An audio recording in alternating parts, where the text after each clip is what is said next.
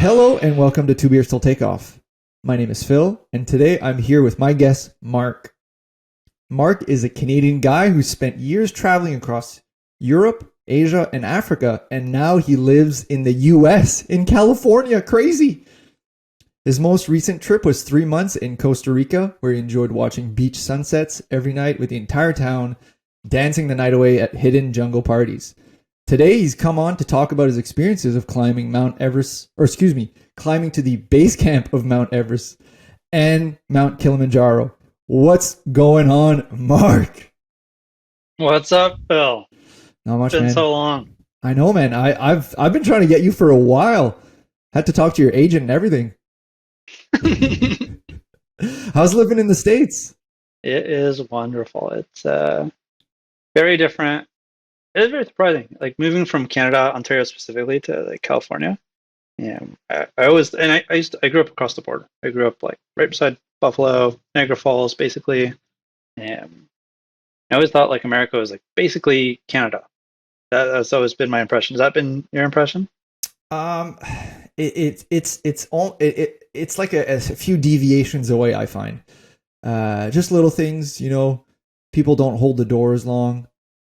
Not as polite. Nobody talks about hockey. Just the basics. But no, it's very similar. Like people are, yeah. I feel like if you meet an American or a Canadian abroad, like it almost feels like home, like someone who's familiar to you. I think the gun thing is maybe a little different with us and the U.S.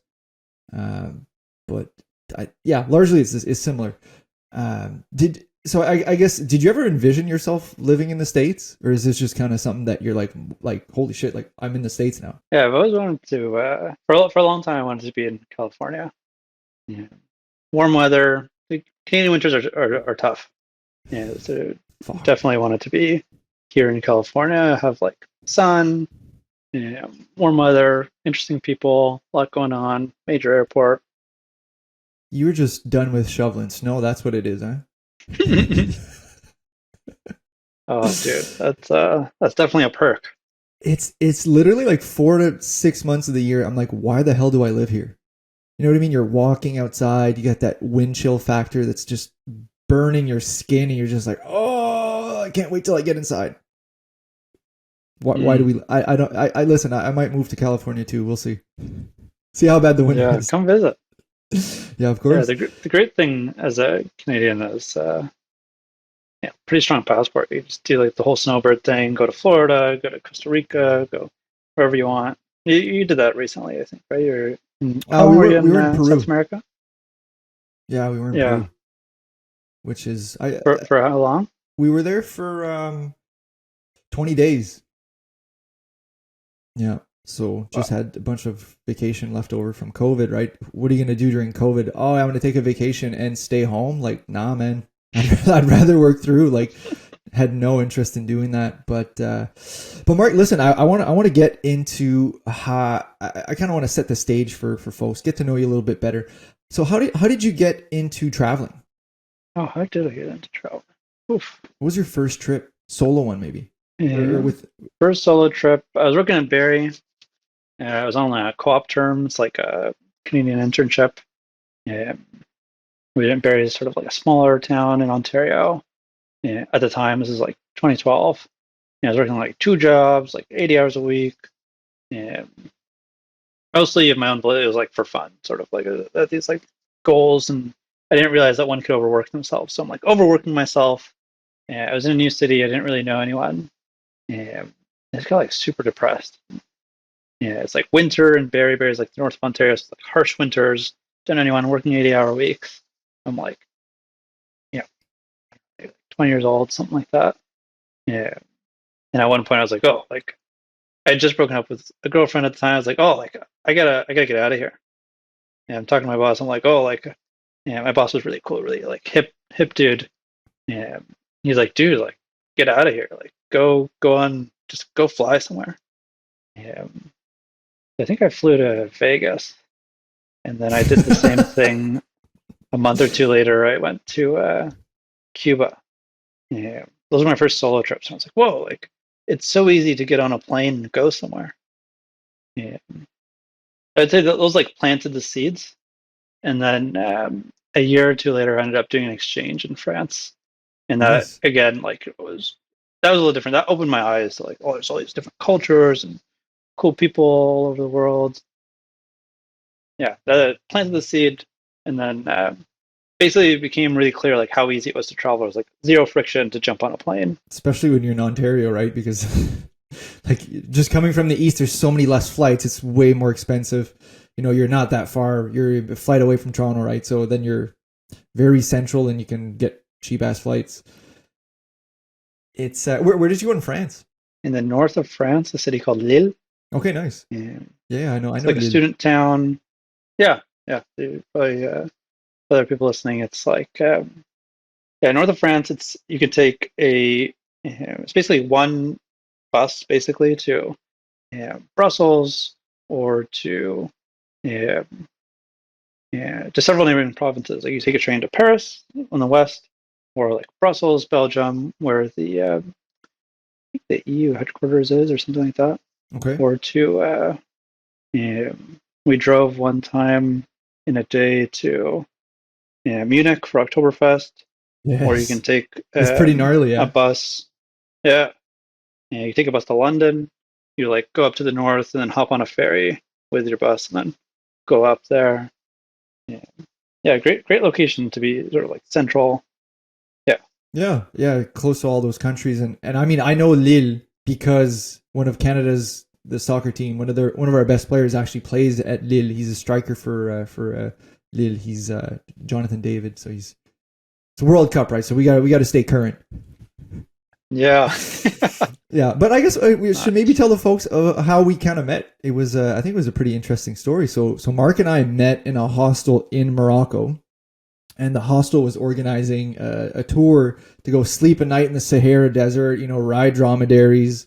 So I was with Leo and Nico, two of my buddies who are from Finland. Leo's actually been on the podcast too. Mark knows Leo. Uh, and yeah, so we ended up on the same tour group going to the desert, and yeah, I guess a few surprises on that trip. You know, we didn't really expect to see snow. Maybe you did, but I definitely did not. Did not pack for snow or cold conditions. And yeah, we got caught in a snowstorm in the middle of the Atlas Mountains in a van with no winter tires. We're going down, up and down this huge mountain range, and there's no guardrails. How are you feeling on that trip? Were you stressed a little bit? Oh man, that was super fun. It was yeah, for sort of context, yeah, that was the first African country I went to, as part of my like super long Africa trip. Yeah. I flew, I think in that case, from Norway to or maybe Prague to Morocco, Mm, and then that's where we met. yeah. And that specifically, like that night trip to the Sahara was like super cool. It I think was we went to like 3 or 4 different climates, like you're describing. it's Yeah, insane. I was blown away. I had no expectations. Were you freaking out when when we were in the snowstorm? No winter tires as a Canadian? I actually don't remember that part, to be You honest. I don't remember the remember? snow. Yeah. Fuck, man. I was like holding on for dear life. I was like, didn't even have my seatbelt because I was like, I might have to jump out of the car here. But so I guess that's how Mark and I met, and I mean you can't make this story up, but like when I got back from Peru, I landed in, was it Montreal? We were in Montreal. It was Yeah, I Montreal. was flying Montreal to Toronto. Yeah. Yeah, so was in Montreal, and my girlfriend and I had 12 hours in the airport, so we're just chilling and walking around. And guess who I bump into? Mark from fucking Morocco. Who would have thought? Yeah, and these are like, what was it, like 6 years apart, maybe even a little longer. Yeah, it was 2016, maybe Yeah. 2016. It's just, listen. It was fate for you to come on the podcast. But Thanks for having me. yeah, man. Listen, I'm pumped. I'm pumped that you're on. I'm excited to hear these stories. But yeah, so I guess we'll continue the story. So Mark and I both went on our ways after that trip. So you continued across Africa, and I went back to, or actually, I went surfing, and then I went back to Germany. We'll continue on this in this story portion, just so we can cover the Kilimanjaro portion. But I guess before we do get into Q&A, I want to talk about Costa Rica, because you said that you spent 3 months there recently. How was that? That was great. Yeah, yeah. That was at the another breakup. So there's a vicious cycle here. Mark's just breaking up with girls, and every time if you see him on a trip on his Instagram, it means that he's broken up with a girl. That's probably not wrong.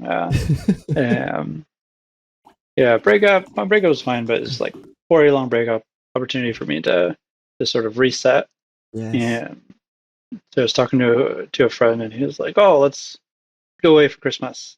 Like, yeah, sure. So I booked this month-long trip to Costa Rica.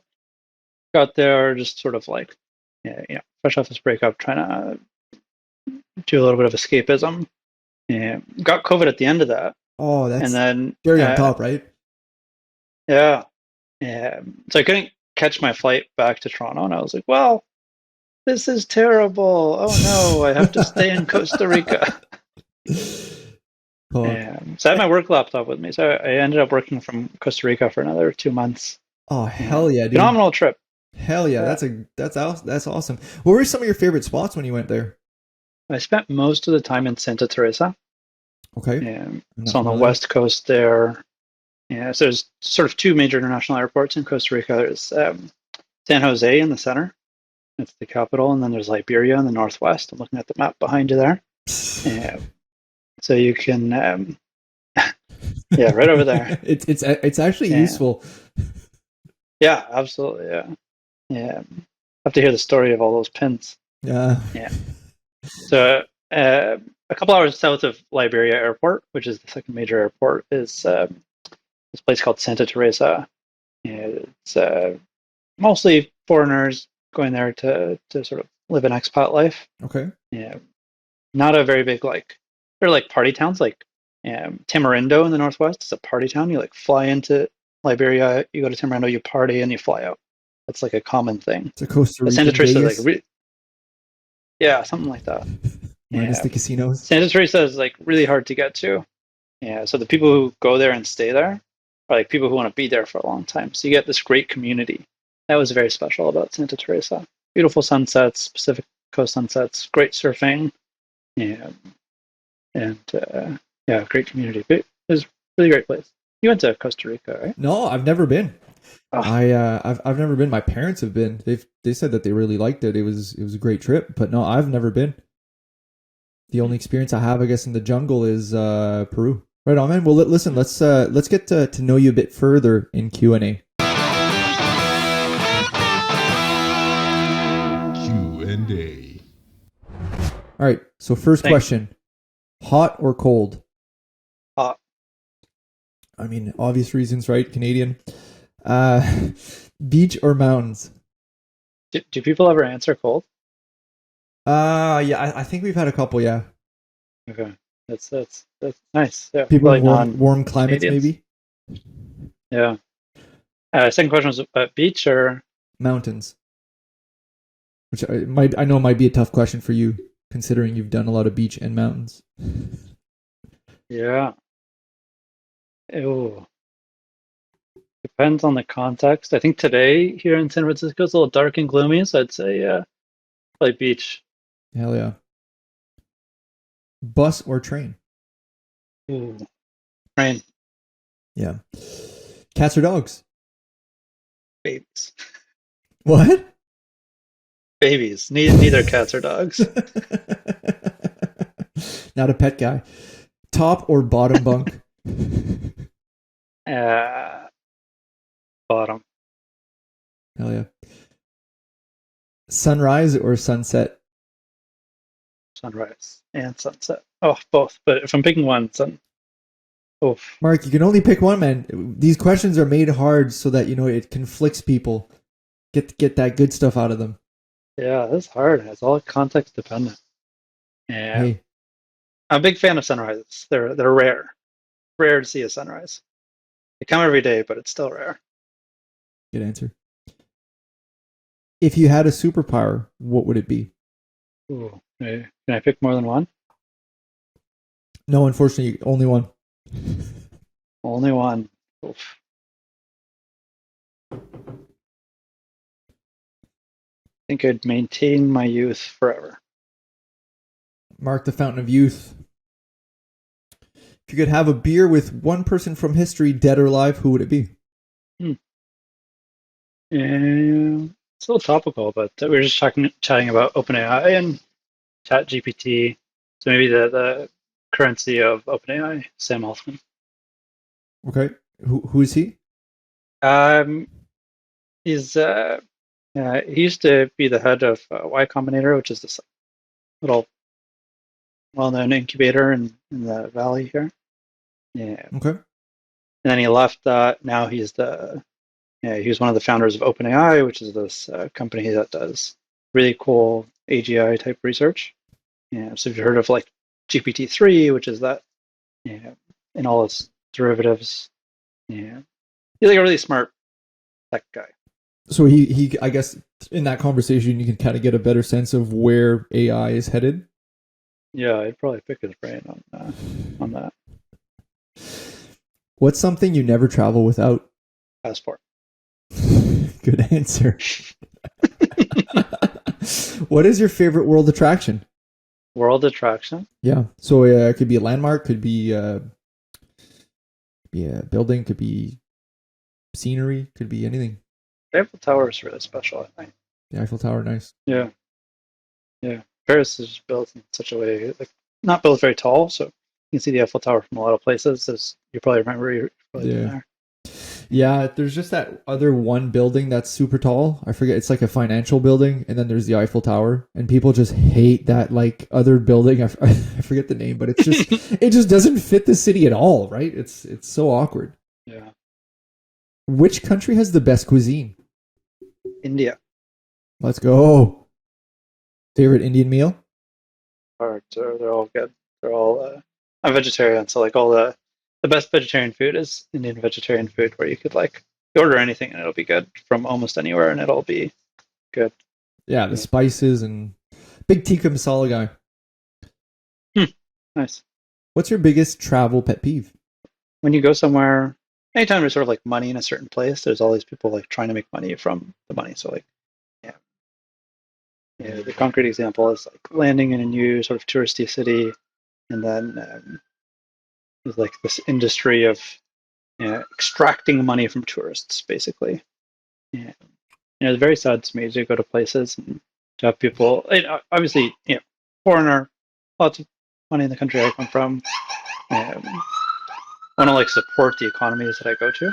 Yeah. But it never felt nice to be looked at as sort of like a walking bank account. Yeah, like the scams and getting overpriced for stuff sucks. Yeah. I don't mind, again, like pouring money into the local economy.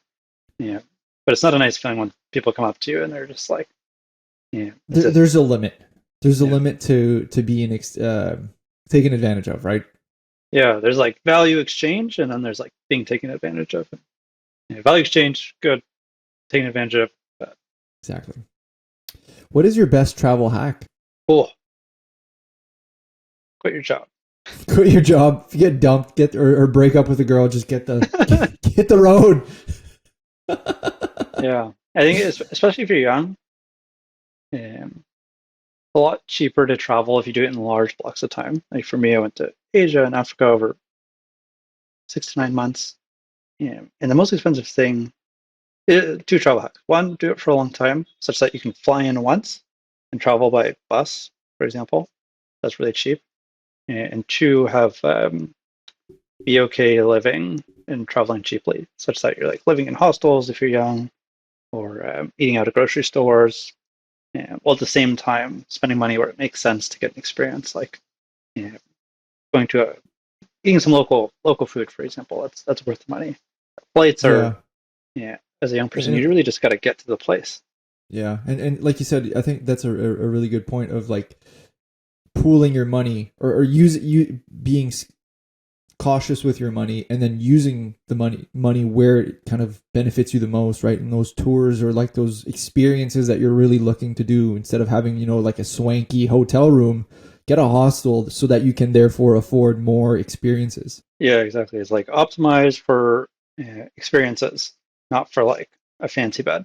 Right, because you Yeah. probably won't remember where you slept. You'll remember what you did. Exactly. I met the people you meet, so on. Unless it enables more experiences. That's the thing to optimize for experiences, I think.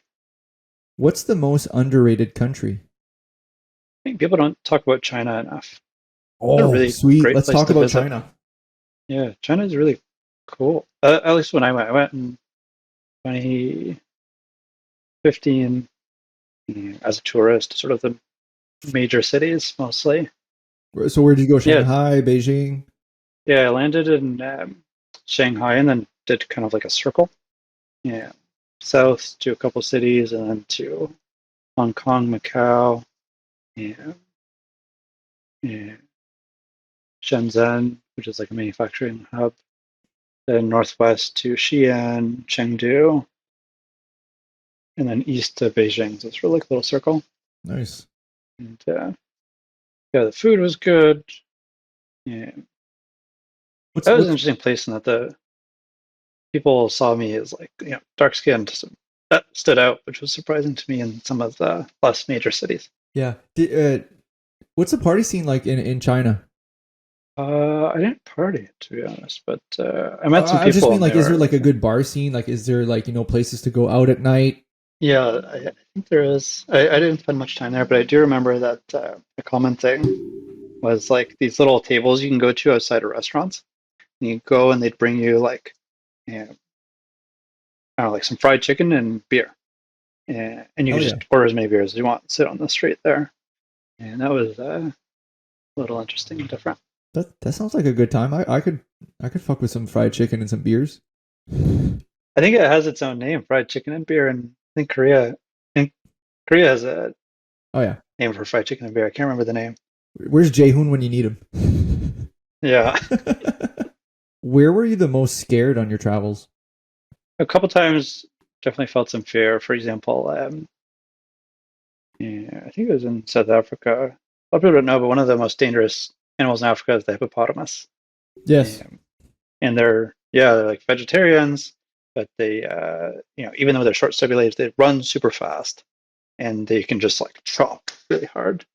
And there was one city I was in where at night the hippopotamuses would walk through the streets, What? and you would yeah, you'd want to avoid them. Like you would not want to be near hippos.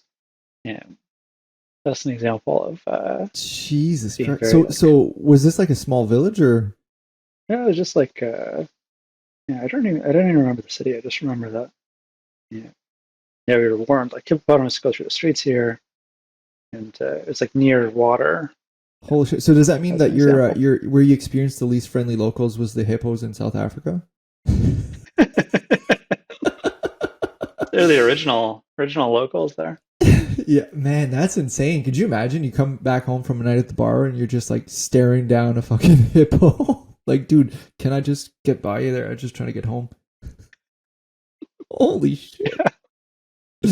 Yeah, that's Wow. interesting. Yeah, in Canada, we have like people like generally have some self-awareness or awareness on how to like avoid a bear. You get a bear Yeah. attack, you either get really big or I don't know what you do for a hippo. You know what? I actually have a guy who's coming on who he's a conservationist and has a safari company out of South Africa. So I'm actually going to ask him. I'm going to ask him because I need to know what the hell do you do when you encounter a hippopotamus. That's a good question. Might be useful. What is your favorite cocktail? I don't know if I have a go-to one.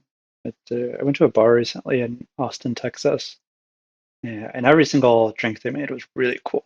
Uh, Not just tasty and delicious, but it also like really well presented. One of them, for example, was like they all had their own glasses, special types of glasses, aromas. One of them came with like sticks of incense. Another one came with like a cigar. Yeah, With a cigar? yeah, it was like a lit up cigar. This is Austin, Texas. It was a Hell little, yeah. yeah. Yeah. Yeah, so I'm more about the experience. It's not just the taste. Like I want the presentation. I want all my senses to be captivated. Yeah, that's cool, man. I watched a what was it? I think it was on Anthony Bourdain when he did Tokyo, and he was talking about the cocktail culture in Tokyo and how it's like it's almost like it's almost like it's in a martial art, like that there's so much respect in the ways that they make the cocktails and stuff like that. And I just thought it was really cool. It kind of sounds like a little bit like that, like, you know what I mean, that it's an experience, that it's, yeah, just sounds super cool. Yeah. Yeah, Where absolutely. Yeah. where did you find your cheapest pint? Hmm.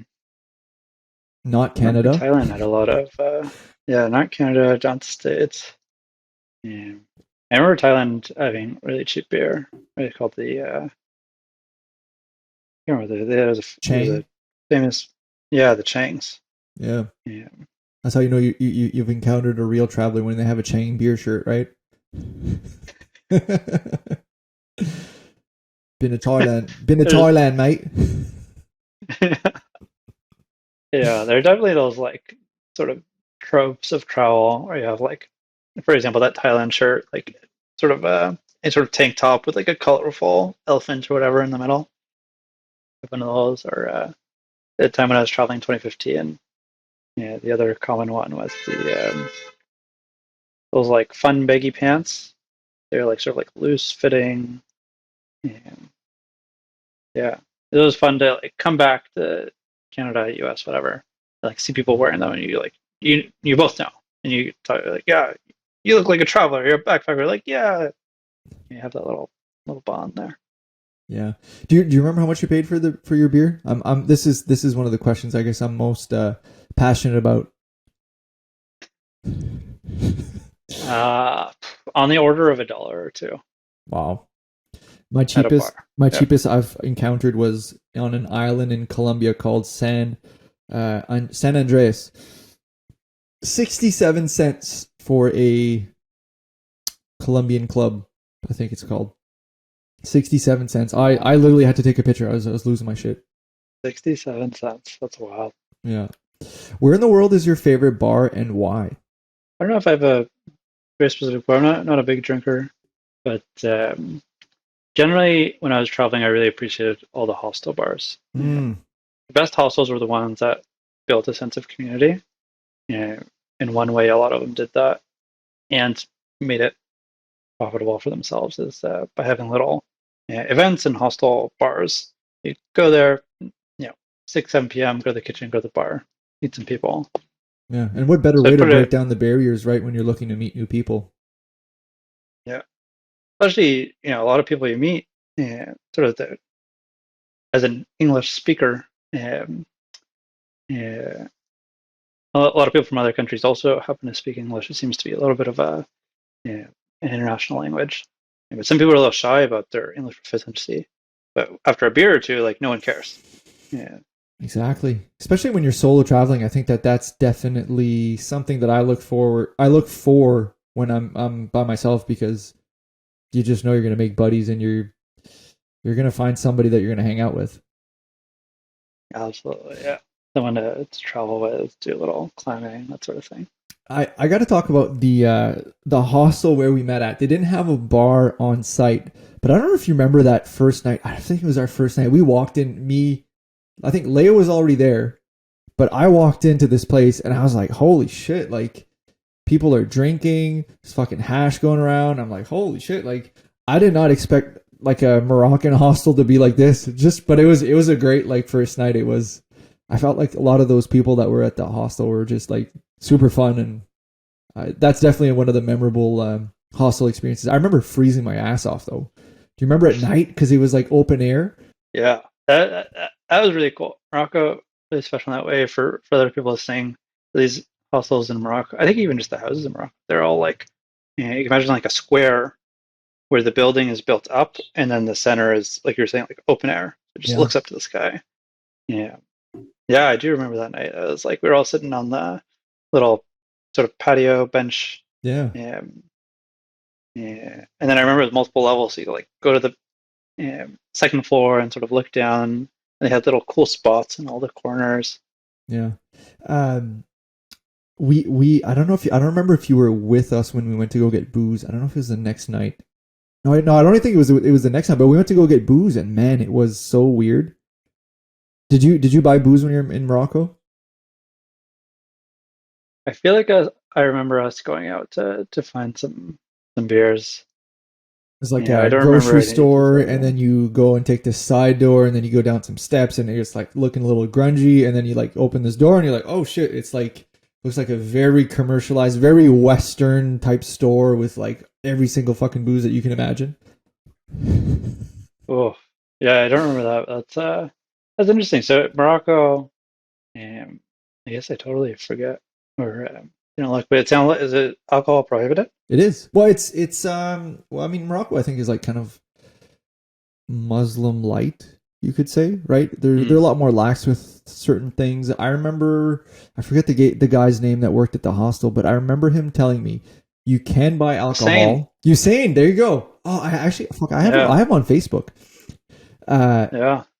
I remember him telling me if let's say that you would have alcohol in a black like they give you like black bags so you can't really see what's in the bag, but if let's say you drop Hmm. that in front of a police officer and he would break bottles and then you'd have like open alcohol, you could then be in trouble. But Hmm. if you have it and you're not causing a disturbance, there's no issue. Okay. And Very from what I interesting. understand, So I sort think of too like on Fridays locals can definitely not buy alcohol. Their religious day. right. Wow. Yeah. Yeah, that's super interesting. I'm surprised I didn't experience that.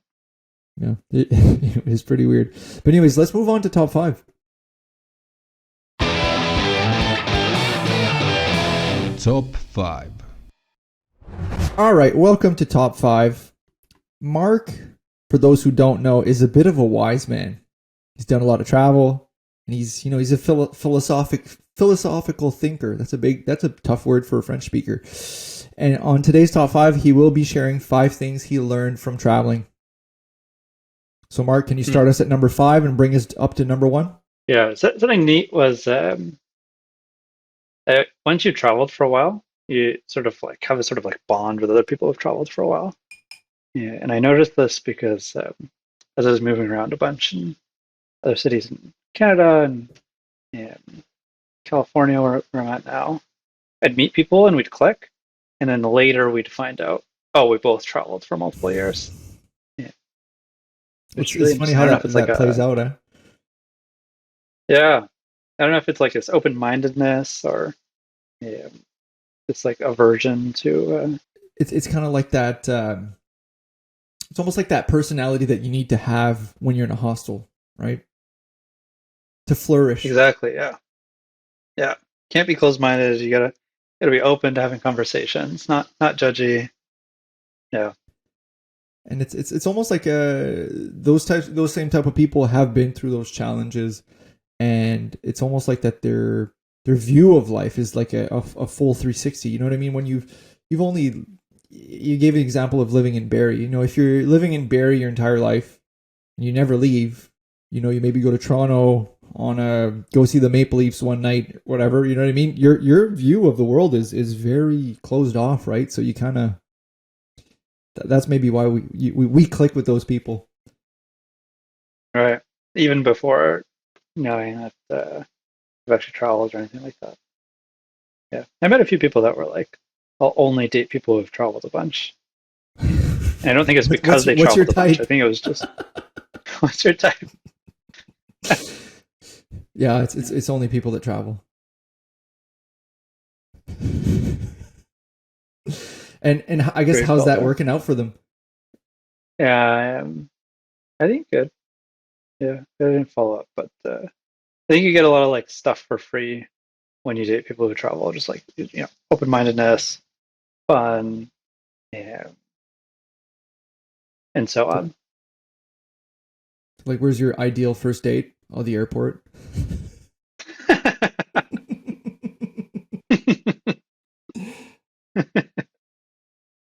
That's That's funny. Bring your passport and credit card, and we'll be back in a few days.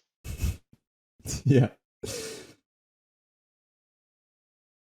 That's one of them. Go on to the next one. Next one is I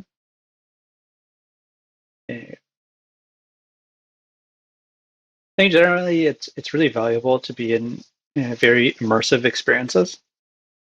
I found that very uh, enjoyable, like being very, very immersed and being sort of like all in. And what I mean by that in this case, like, is for example, when I traveled, when I went to Asia and when I went to Africa later, multiple long months trips. And before each of those, I had to quit my job. For one of them, I once again broke up with my partner at the time. Recurring theme, Phil.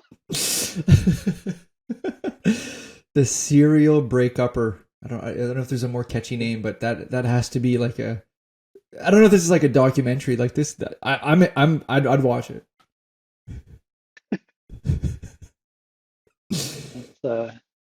Yeah. Yeah, so in my I had no obligations in my mind. My mind was free. I'm in like my early 20s. Yeah, and I could just like focus on being in the place in the moment and just being immersed. And that's been awesome. And yeah, I think I've extended that even now, like working in tech here in San Francisco. I try to be, yeah, as much as I can, sort of like all in, to have like one or two primary focuses and not be spread too thin across a bunch of stuff. That's one of those learnings. Sometimes that's easier said than done, right? For you, like what type of things do you do to kind of be able to be that present? Is it something like turning your phone off, things like that? Yeah, definitely things like that. Yeah, my phone's always on silent. I don't know how people can do phones on like vibrate or notification. It's just like so distracting. Even my computer's on like do not disturb, so I don't get notifications coming through. That's one way of in the moment trying to be present. Just emails, texts. We're just so popular. Everybody wants to contact us. Yes. All those exes trying to get back at me, you know?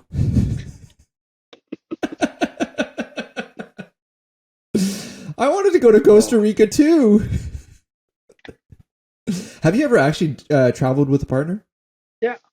Yeah, for shorter periods of time. Yeah, like a couple of weeks, that sort of thing. I just didn't know if you were only traveling post breakup. No, that's not the rule. I think just from my experiences traveling, it just like lets me go into a different environment, rethink things.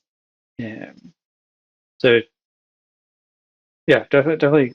And the kind of work I do, I can do remote. So yeah, especially these days, if I needed to go somewhere where I could be away from my usual distractions, yeah, being literally anywhere else is a good opportunity to do that. Yeah. So that's one. Got three more. It's a little more practical. So if you're a listener, you're like doing any traveling. I think it's practical even for if you're not traveling. But yeah, always get a few quotes before you buy anything. I think that's useful for if you're traveling, and if you're not, don't go with the first thing you hear. Don't go with the first thing you see. Especially if you're traveling. Usually there's like some sort of like bazaar market, and the first table knows that you're seeing them first. They know that, so they'll especially in touristy places, you might be more likely to pay significantly more than you should. Yeah. No, that's a good one. Like I think even just like Yeah. the example of like Marrakesh, like where we were, like that's probably a perfect example, right? How many shoe salesmen are in Marrakesh? Right? How many spice salesmen? Like there's a ton. I think it's just good business to just right offer more prices or higher prices for the when you know that tourists are going to be coming this way and you're the first person, the Exactly. first store. You don't know any better. Yeah. And it might not even be a price thing. It could also be like options. You might like go a little past and be like, oh, there's other cool things later. Yeah.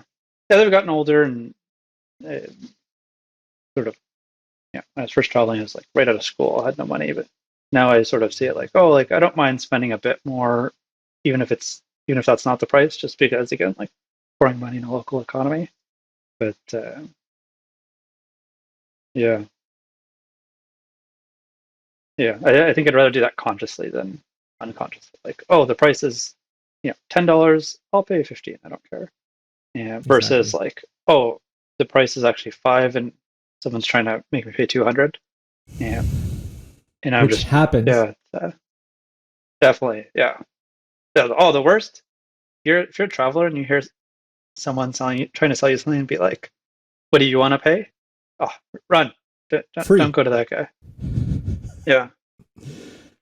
Yeah. I guess just don't go by the first quote. Do you have any tips for people for bartering? Uh, my practice uh, for both traveling and not traveling, just like sort of general negotiation stuff, especially if you're buying a commodity where it's something like, uh, yeah, generally try to find out what the actual price is. Like, what is the cost to that person? And then allow for some room for that person to make a profit because they're providing you value by getting that service or product and being in a location that's convenient to you and so on and so forth. Try to, if you're trying to optimize for price paid, find out their cost basically, allow them some market and try to get that price. And the way to do that is by, especially if it's a commodity, if it's like, for example, a very common like trinket or whatever in Mm. some city, lots of different people are going to be selling that thing. So you just ask around and you could be like, hey, like, this is the thing, how much does it cost? And they'll say, I don't know, $10. Go to the next place and you say, hey, like, will you take 5? And if they're still having a conversation with you, then that means the price is below 5. And if Yeah. they're immediately like, get out of my shop, then you're like, oh, okay, the price is higher than 5. Yeah. Yeah, so that's a way to do like price discovery. But generally, if I'm in sort of like a lower income country, yeah, I'm not trying to spend an hour saving $3. These days, when I was like 20, I had no money. Different story. Yeah. One of my good strategy, or a strategy I guess I've used recently, me and my buddy when we were traveling. So we found out what the word for very expensive was. And I wouldn't say it was bullying, but like, for example, taxis, like we were in a place where there was like not that many foreigners.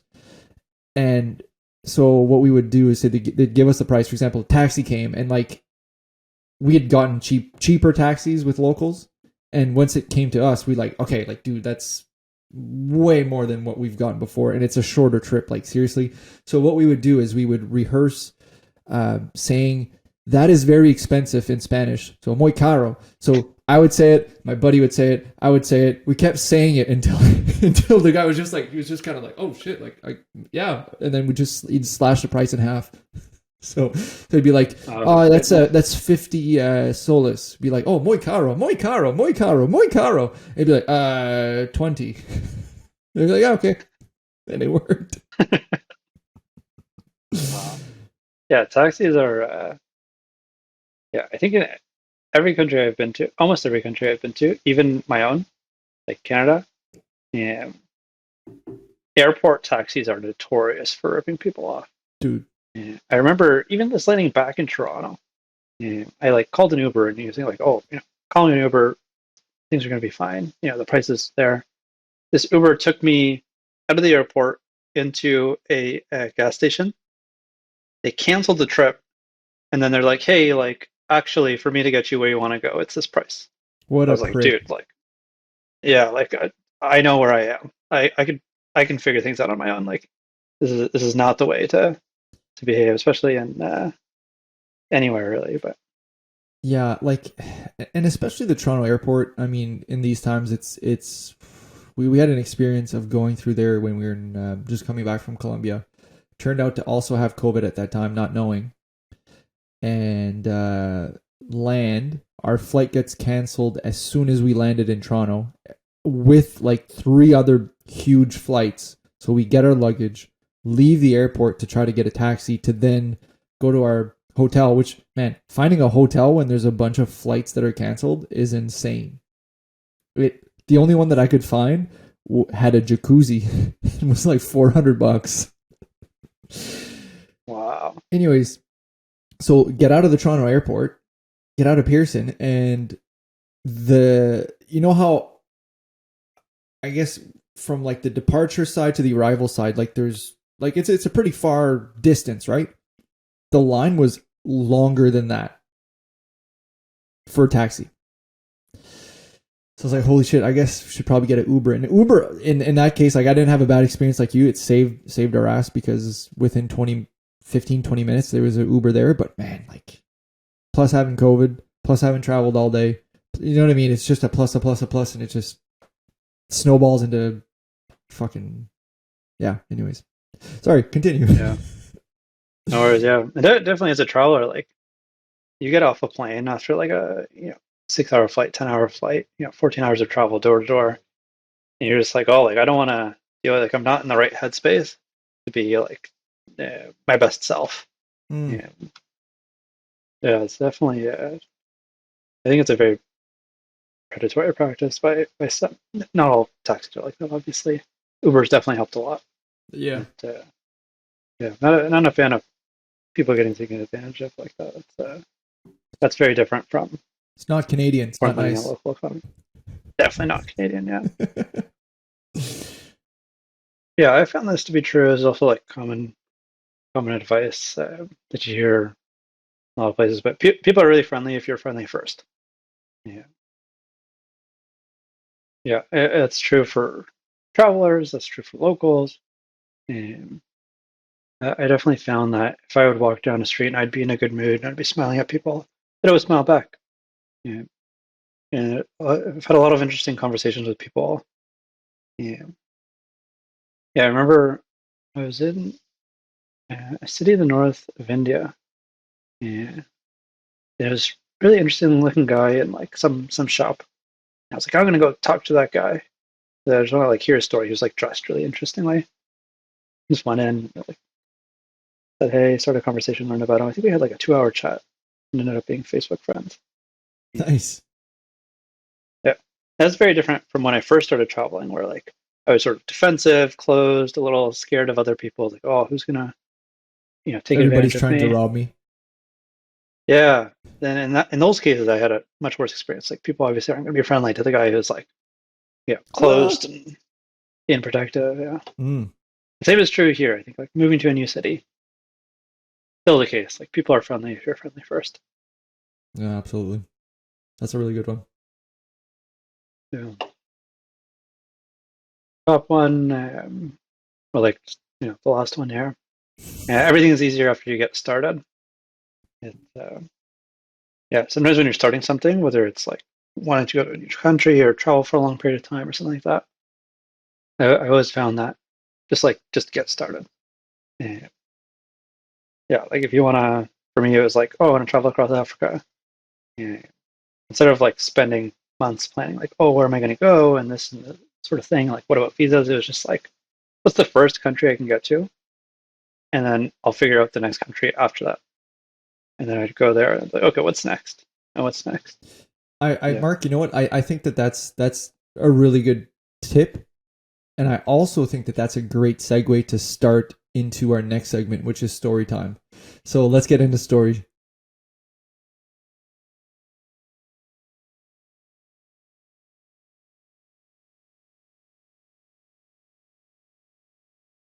You're going to tell us a story about, climbing Mount Kilimanjaro. And like you said in your last tip, just get started and you'll figure it out. You probably didn't plan on doing Mount Kilimanjaro when you were in Morocco, right? Or before getting to Africa? That's right. Yeah, it wasn't. Definitely there was no concrete plan to do Kilimanjaro at that time. So I guess we were both at the hostel together in Morocco or in Marrakesh. I went south, and then where did you end up going after that? Did you leave with Jaehoon? Because Jaehoon was a person that was at the hostel with us from Korea, looking to do a journey from, was it climb Mount Kilimanjaro and then bike all the way down to South Africa? Was that what he was doing? Which is insane. Yeah, Yeah, it was like I remember it was multi-week or I think it was multi-month long bike ride from uh, Stella Point in Stella Point, which is a high point in Kilimanjaro, to Cape Town. Yeah, which is very impressive. Is yeah, big fan of Jahan. Great guy. I mean, just Yeah. the reason why he Yeah, wanted to do it is listen, I've got chills just thinking about it, but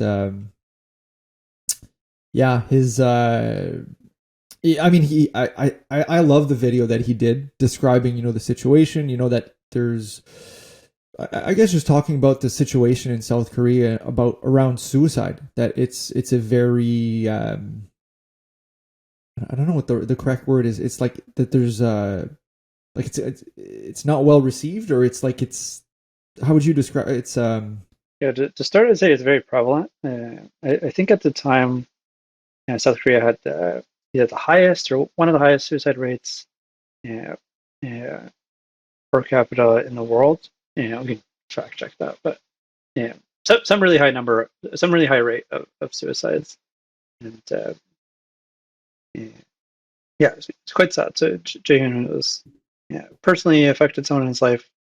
Had unfortunately passed due to that, and he was his goal was to spread awareness. So he had this foundation he had started, and he was doing all sorts of publicity related things to spread awareness about this, share some resources. mm, Yeah, yeah, very compelling story, inspiring. And this was a guy who I felt had like great energy. He'd go into a room and he'd bring up the energy. it was Yeah, insane. yeah, yeah, very So I inspiring. guess Yeah. I remember you and him agreed to go to Kilimanjaro, I think, when you were in Morocco, right? I don't think we agreed on it then. Yeah, my memory's a little fuzzy. This is like 7 years ago, something like that. 6 years ago. But so I Yeah, guess but I from went. Morocco, where did you go?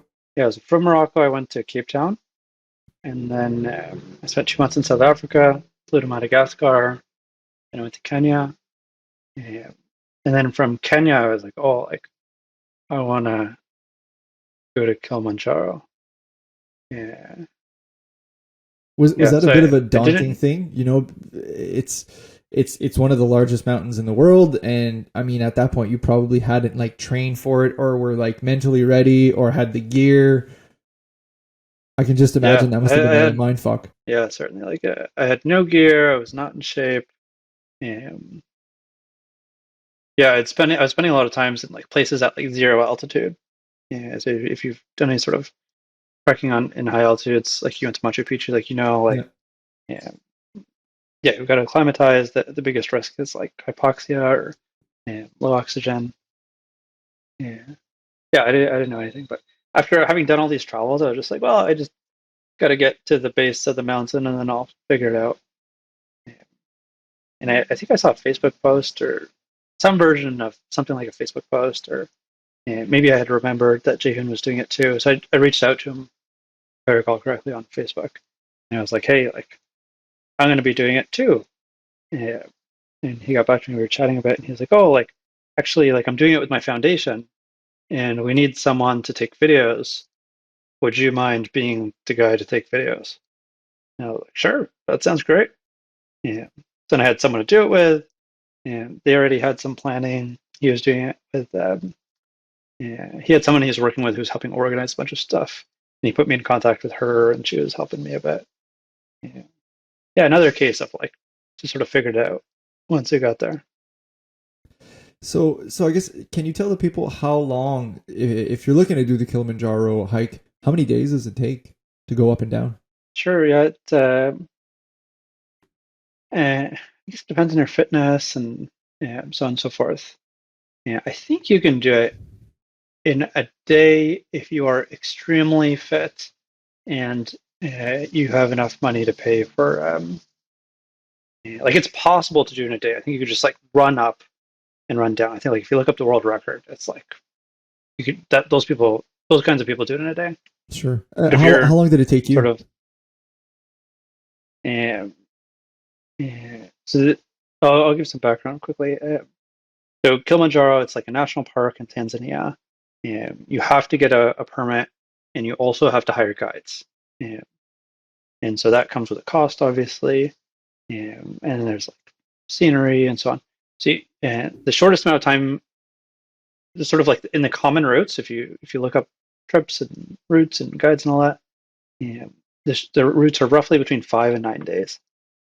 If you do it in 5 days, there's a high likelihood that you will not make it.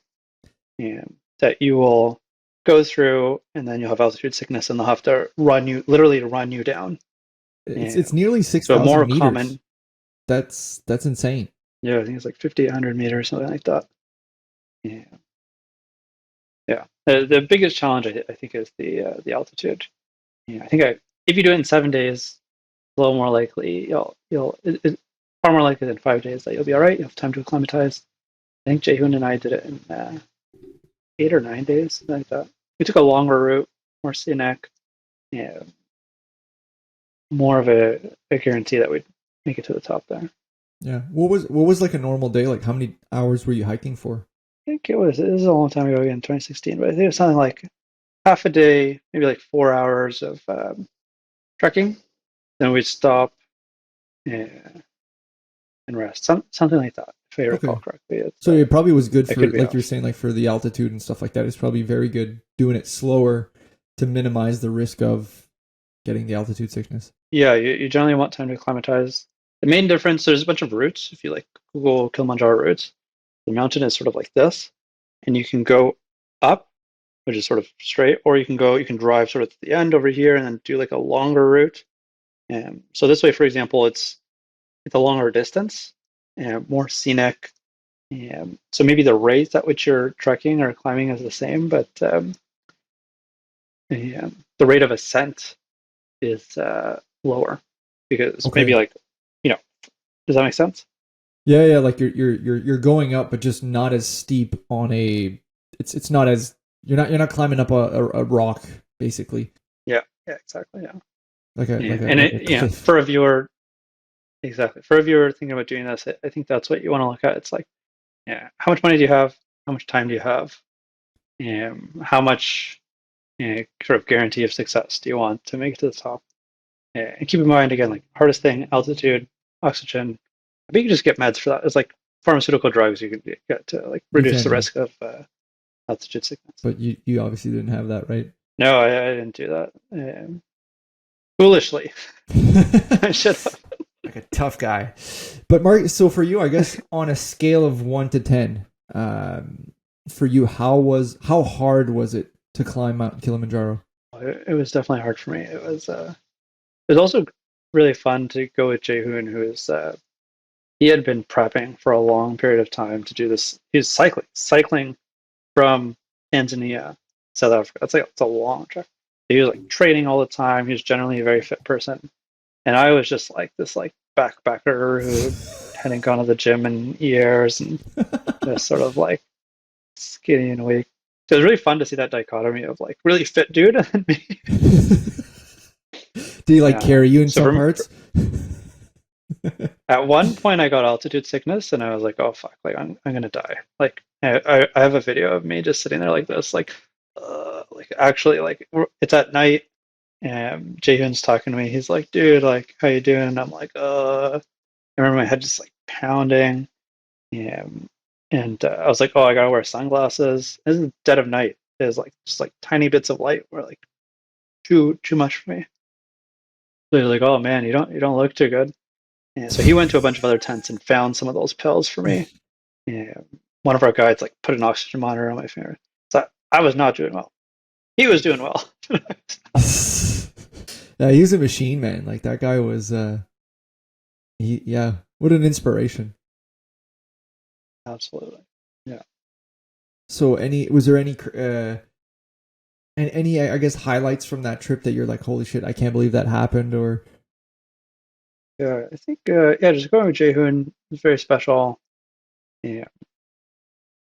Yeah, like we'd hired a bunch of guides as you had to do at the time. You probably still have to do. and like he would bring their energy up. You can imagine these people who like work as guides, and they just do this all the time. Some of them it's probably boring, but he'd be chatting with them, like bring their energy up, singing and dancing.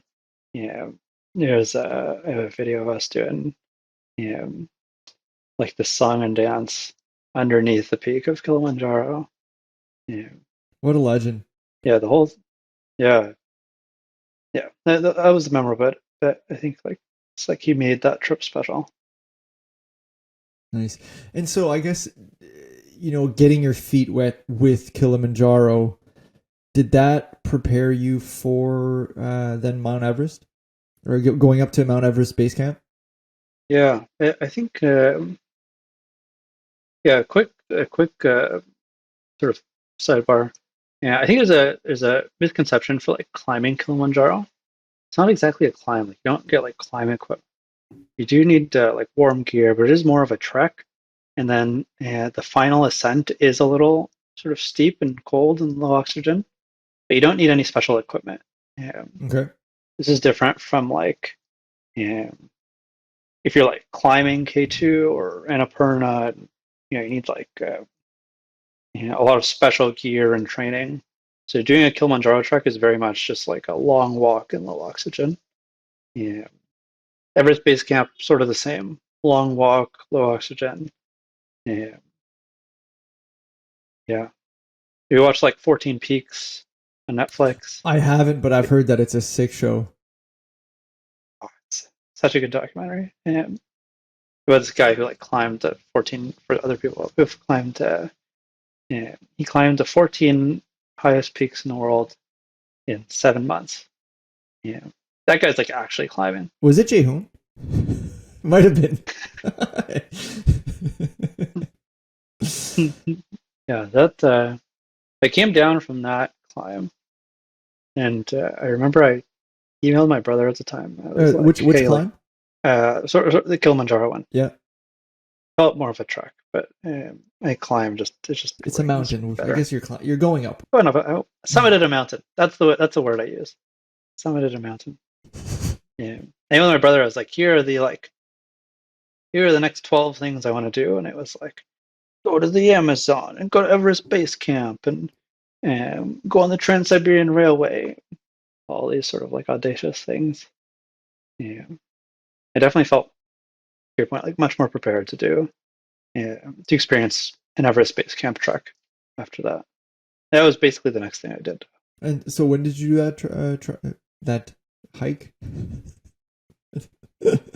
I think something like 2 months later. It was Oh shit! So it was after I finished the Thames. So you did quite a bit more then, because I think if I remember correctly, your ultimate goal was to end up in Egypt, right? Because you have heritage from exactly Egypt, right. if I remember correctly. Yeah, I was born in Egypt. Yeah, Nice. Moved to Canada when I was about a year old. Yeah, yeah. Like Tanzania, finished the Kilimanjaro climb, and a bit more time in East Africa. Then a friend of mine called, and he's like, "Hey, like I'm getting married in India in like a week."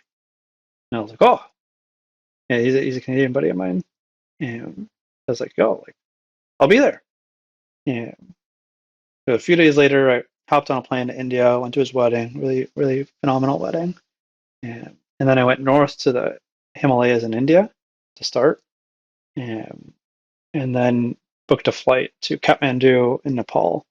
And that's when I started figuring out the Everest Base Camp trek stuff. Nice. So when you get to Kathmandu, I guess, is it something it's a very common thing for people to go to Everest Base Camp? Yeah, there's a bunch of, I think maybe like something like four of the 14 highest peaks are in, maybe more than that, maybe six of the highest peaks are in the Himalayas. Yeah. And the Himalayas are spread across India and Nepal and maybe also parts of China. I think so, yeah, the west part of China, yeah. Yeah.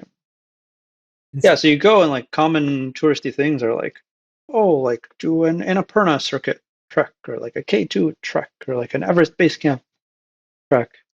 And I knew nothing. Like I was like, oh, this is the direction I want to go in. I want to like do Everest Base Camp. And I got there. I learned of like this website where you can go on and find people to do it with. And I signed up. Guy Nicholas emailed me. He said, yeah, like, hey, I sent you a WhatsApp message. Cheers. And I look at my WhatsApp and it's like, oh yeah, I'm going on this date and this date. I was like, oh yes, Sweet. let's do this together. Yeah, that was how it began. And so, in terms of difficulty, though, where do you rank both? Yeah, I would say again, maybe it depends. Yeah, Kilimanjaro is a bit straightforward. You have like guides, they help you, they guide you. And the Everest Base Camp one, we did not hire guides. There were a couple times when we almost died because we just got What? lost and it was like almost dark. Yeah, Oh shit! yeah. There was one time like a boulder almost crushed me. It was like it went over my head. Yeah, What? yeah. That's yeah, things that one could avoid if they had a guide. We So get a fucking guide. You don't want to die. if you want to reduce the risk of death, that's probably a good idea. But if you want to have a better experience, I think like Nicholas and I and like some other people we met, we definitely bonded a lot more because we went through this like shared adversity of you know, trying to get to the cyberspace camp. Yeah. So I guess you then you get to the top of to base camp. What's base camp like? Oh, it's actually the cool part is this little place called Kalapatar, and it's where you get a really epic view of base camp as well as uh, I think it's a mountain called Amadablam, which is like it's very like pointy peak. Everest is actually not super pointy, if I recall correctly. Yeah, that's magical. That's especially sort of like this reward at the end of a very long journey. Mm. And you're just sitting back, and me with Nicholas, and we're like, wow, we made it. And other people they're coming up too. For context, we went at the tail end of monsoon season. So this like monsoon season was just about to end. So it's very empty. I think when it's not monsoon season, they can probably get quite sort of busy. But in our case, we would go like several days without seeing people. Shit. And when we got to like Kalapatara's viewpoint, there wasn't a lot of people there. It was like me and Nicholas, and after an hour or two, like some other people were there. And you're just like looking at the tallest mountain in the world. It's just breathtaking. It was so special. How many days does it take to go from Kathmandu up to base camp, or how long is the trek? So there's a couple journeys. The common one that most people take is they fly from Kathmandu to Lukla Airport, which is the airport with one of the shortest runways in the world.